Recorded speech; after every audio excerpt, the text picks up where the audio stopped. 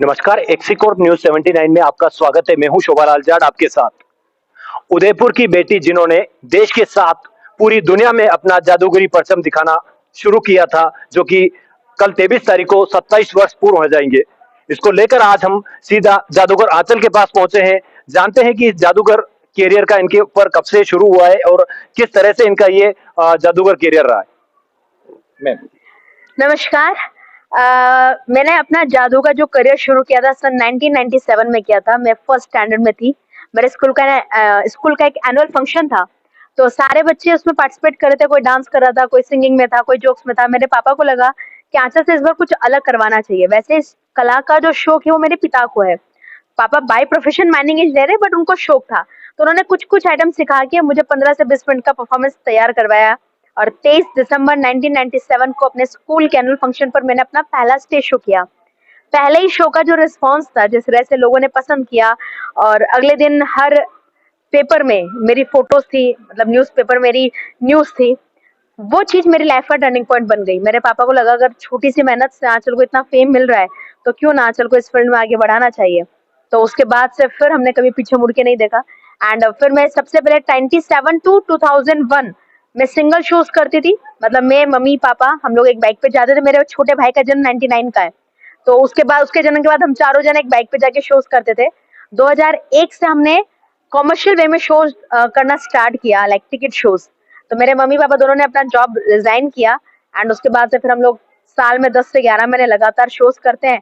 और अपनी स्टडीज जब मेरी रहती थी 1 से 1.5 महीना, जब एनुअल एग्जाम्स होते थे, उस टाइम पे हम शो का गैप देख के पढ़ाई करती थी। तो इस वजह से हमारा अभी तक 14,500 शो हो गए सर, लास्ट 27 सालों में। ये तो हमारे बीच में थी बचपन की जादूगर आंचल। आज हम बात कर रहे हैं राष्ट्रीय बाल पुरस्कार से सम्मानित जादूगर आंचल, जो कि 14,500 से ज्यादा शो कर चुके हैं पूरी दुनिया में। और अमेरिका में भी एक एक मैगजीन छपी थी जिसमें विनस के नाम से भी इनका जो शो हुआ था या फिर इनको सम्मानित किया गया था। इसके बारे में जानने के साथ साथ जानते हैं कि इनको आज तक कितने अवार्ड मिल चुके हैं। और एक इनका सबसे बढ़िया एक टाइटल पॉइंट रहा है समाज की कुरीतियों का मिटाना। लगातार इन्होंने इस बात पर उठाया हुआ है। उनकी जादूगरनी में भी इस चीज को इन्होंने शो किया है। तो इनके मुंह से जानते हैं कि समाज में ऐसी कौन सी कुरीतियां हैं जो कि ये मिटाने के लिए लगातार प्रयासरत हैं। साथ ही इससे कौन कौन से इनको अवार्ड मिले हैं जादूगरी में, जो कि ये शिक्षाप्रद होने वाले हैं। अगर हम अवार्ड्स की बात करें तो कई सारे अवार्ड्स हैं। लाइक जैसे आपने कहा, राष्ट्रीय बाल पुरस्कार, जो काफी प्रेस्टिजियस अवार्ड है, मुझे 2004 में मिला था। नाट्य गौरव पुरस्कार महाराष्ट्र की सरकार के द्वारा ये मिलता है, मतलब नॉट बाय गवर्नमेंट, लेकिन हाँ, महाराष्ट्र की बहुत अच्छी संस्था है, उनके द्वारा मिलता है। संस्कृति युवा संस्था के द्वारा मुझे यहाँ पर मिला था राजस्थान गौरव।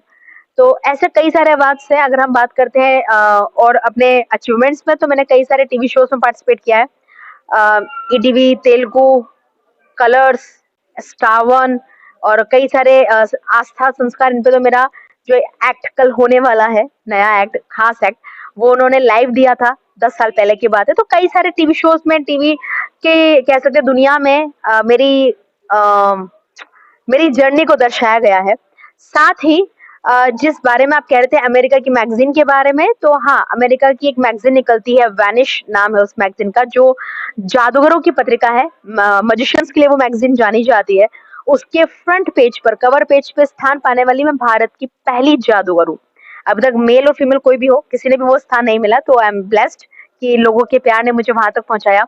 अगर हम इंटरनेशनल टीवी शो की बात करते हैं, तो एक टीवी शो आता है CW नेटवर्क, अमेरिका के CW नेटवर्क पर, जिसका नाम है पेन एंड टेलर फूल अस। उस शो में मैं पार्टिसिपेट करने वाली पहली भारतीय महिला जादूगर हूँ।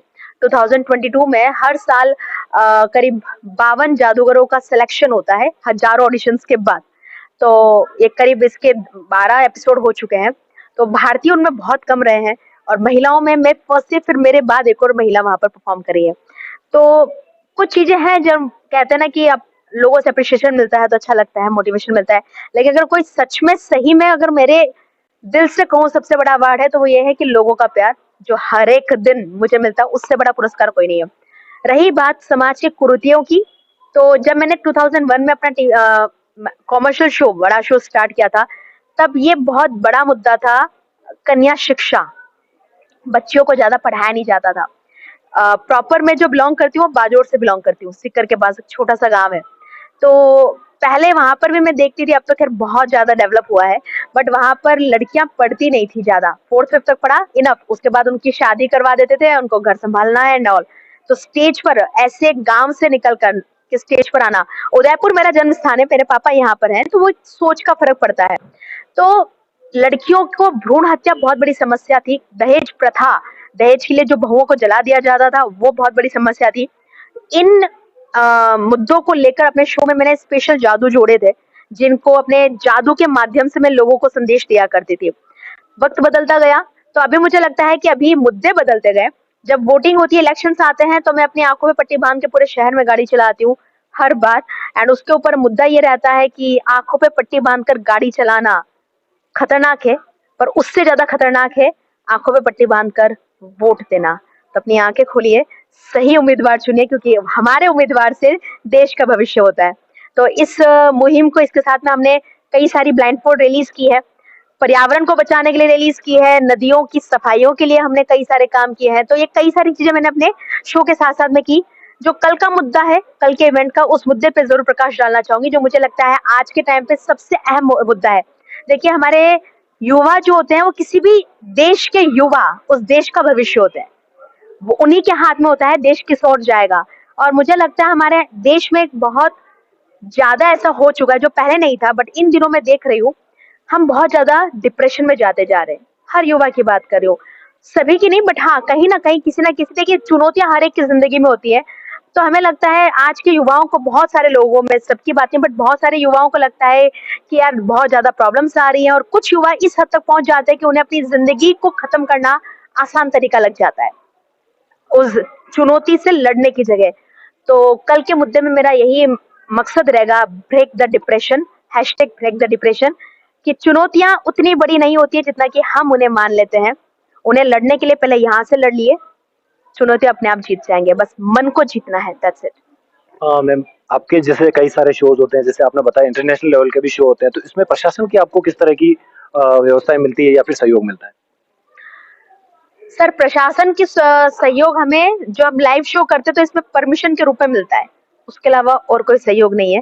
क्षमा चाहती हूँ ये बोलते हुए, लेकिन हाँ, ये सच्चाई है। हमारे देश का दुर्भाग्य है कि जादू कला, जो हमारे देश से निकली हुई कला है, भारत को जादू का जनक कहा जाता है, और हमारे देश में ही इसे कला का दर्जा नहीं है अभी तक। उम्मीद करती हूँ आगे जाके इसे जरूर दर्जा मिले, और हम जादूगरों को भी, वो कलाकारों को जो ललित कला में शामिल जो कलाएं हैं, उन कलाकारों को जो स्कीम्स मिलती है या जो फायदे बेनिफिट्स होते हैं, वो जादूगरों को भी मिले। आप देश विदेश में कई जगह गए हैं, तो क्या जादूगरी की दुनिया को अभी दर्जा मिला हुआ है अन्य देशों में? देखिए, अन्य देशों का मुझे ज्यादा ज्ञान नहीं है उस बारे में, लेकिन अन्य देशों में इतना जरूर मैं जानती हूँ कि वहां पर हमारे देश में, और अन्य देशों की हम बात करते हैं, मैं सबकी बात नहीं, बट मैं डेवलप्ड कंट्री किसकी बात करूंगी, देखा जाए तो कई देश ऐसे भी हैं, हमारी कंट्री डेवलपिंग कंट्री है, जो निरंतर प्रगति की ओर है, विकसित हो रहा है हमारा देश। लेकिन कई बाहर जाएंगे तो हमारे देश में सबसे बड़ा इशू होता है, सर, हम परिवार से जुड़े हैं, हमारे ऊपर परिवार को चलाने का बोझ है, वो सबके ऊपर है। बाहर जाएंगे तो बच्चा अगर 17-18 साल का होगा तो उसे घर से बाहर, 17-18 तो बहुत बड़ा बोल दिया मैंने सर, उससे पहले निकल जाते हैं। हमारे यहाँ पे बच्चा 25 का भी होगा ना, तो हमारे घर में माँ बाप ऐसे बोलते हैं, नहीं तुम बैठो, हम तुम्हें खिलाते हैं। ये जो चीज है ना, और साथ में हमारे को फाइनेंशियली जो है, हम इतने स्ट्रांग नहीं होते as compared to developed countries. मैं वही पूछना चाह रहा था, फाइनेंशियली वहाँ कोई सपोर्ट रहता है जादूगरों को, या फिर जैसे इंडिया में तो आप इंडिया में गवर्नमेंट की तरफ से कोई सपोर्ट नहीं। बाहर का मुझे पता नहीं, क्योंकि मैं कभी भी इस रूप में मैंने कभी किसी से बात की नहीं है, तो इसलिए मैं, जिसका ज्ञान नहीं उसके बारे में बोल नहीं पाऊँ। सीधी बात करते हैं, आपकी जैसे जादूगर के काफी शोज होते हैं, तो आप अभी भारत के साथ साथ किन किन देशों में अभी तक अपने शोज कर चुकी हैं? मैं भारत के अलावा 7 देशों में जा चुकी हूँ, China, south Korea, Mongolia, Malaysia, Singapore और नेपाल। तो जैसे कई पहले एक शक्तिमान नाटक आता था, उसमें लोग उसको देखकर उसको कोशिश करते थे कि मैं भी शक्तिमान बन जाऊं। इवन आपके जो दर्शक भी हैं, कई सारे यहाँ पर शोज देखते जाते होंगे, या फिर आप बड़े शोज भी करते होंगे, उन दर्शकों को क्या संदेश देना चाहेंगे कि इस तरह का कोई खतरे का खेल आप नहीं खेल ले? नहीं, मैं जरूर कहना चाहूंगी, कभी भी खतरा, रिस्क हमें लेना जरूरी है, ये बात सच है, लेकिन कैलकुलेटेड रिस्क लेना जरूरी है। जो काम मैं कर रही हूँ उसमें मेरी सालों की मेहनत है, मैं बहुत सालों से उसकी प्रैक्टिस कर रही हूँ, तो प्लीज ऐसा कुछ मत करना। डेफिनेटली आपको ऐसा कुछ नहीं करना है, थोड़ा संभल के रहिए, जिंदगी बहुत अनमोल है, तो उसका ध्यान रखिए, खुद का ध्यान रखिए, तभी आप औरों का ध्यान रख पाएंगे और हमारे देश का ऑटोमेटिकली ध्यान रहेगा।